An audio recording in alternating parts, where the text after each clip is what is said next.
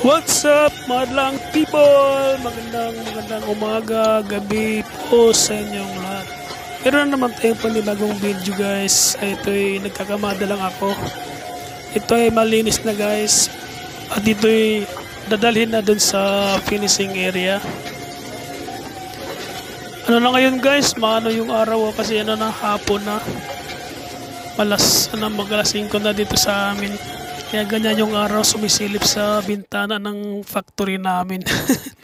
Ayun guys, what's unlearn lang. Ipapakita ko sa inyo kung paano i-proseso ang isang kitchenware na magkaroon ng kulay o kaya maging isang non-stick frying pan.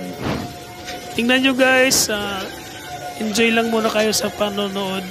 At ibabahagi ko rin sa inyo yung iba't ibang kitchenware na ginagawa namin ngayong araw na ito.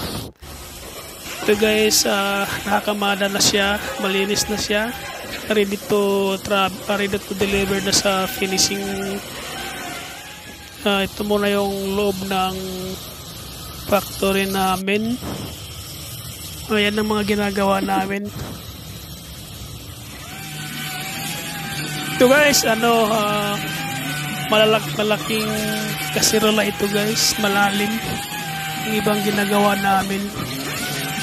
Ganon din to guys, meron siyang steel pit sa ilalim niya, sa ilalim ng bahagi ng kasirola.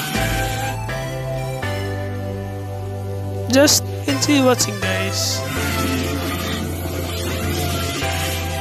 Ito yung ginagawa namin araw-araw, magkaibang item, iba-iba.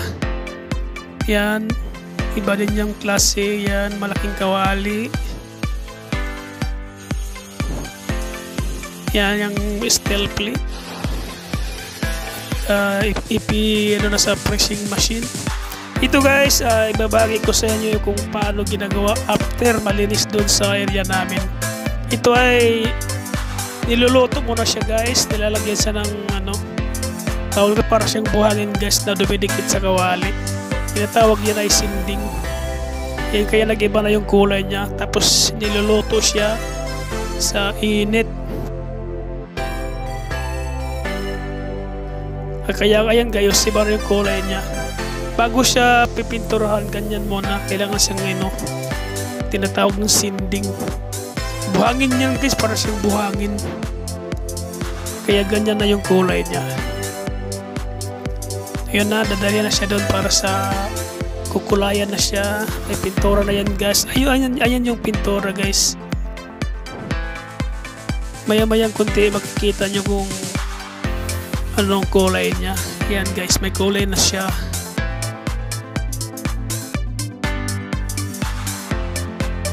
Pagkatapos yan guys, may lalagyan pa yan ng decoration sa ibabaw ng kawali.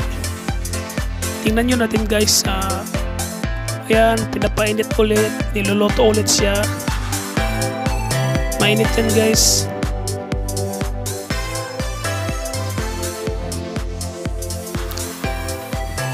Ganyan po ang proseso.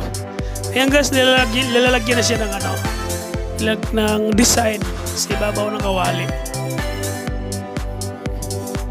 Kung makakita kayo sa mga department store o sa hardware, sa mini market, sa mga super mall, sa anong tawag nun.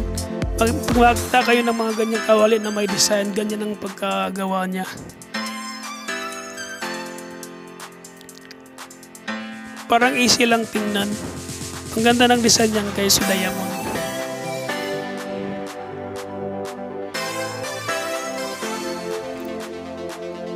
Ayan, kinikulayan ulit para didikit siya. Tapos yung guys, kukulayan ulit yan sa labas. Ganyan lang ang proseso guys. Medyo easy lang tingnan, pero mahirap din gawin. Maalikabok, may amoy siya, kung niya, yung usok niya. Ayan, niluluto na siya. Ayan guys, yan ang tapos guys.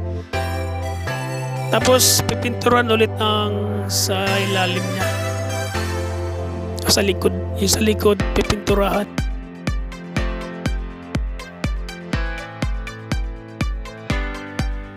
ganyan ang proseso guys. Para may kunting kaalaman.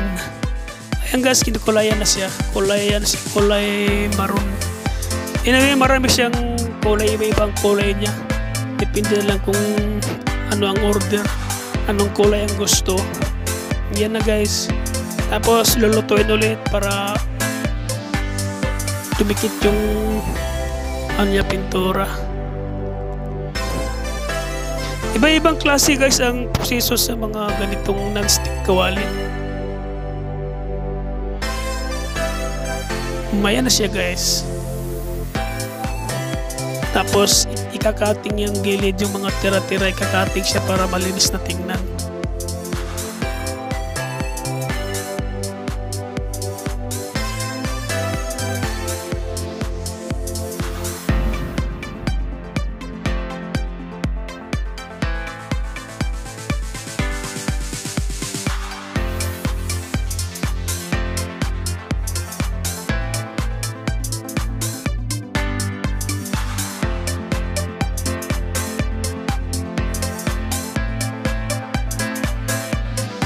Dito guys, binubutasan na siya guys para sa tornilyo.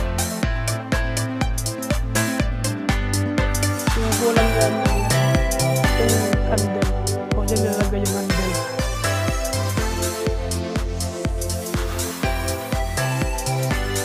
Pagkatapos yan guys, ano yan, ready to packing na. Ready to market na siya. Yan, may handle na siya guys. Ganyan na paglagyan ng handle.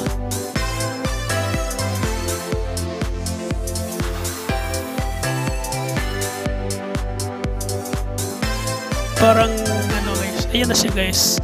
Ready to packing na to siya guys. Pag nalagyan na siya ng mga design, handle, ayun, ready to packing na.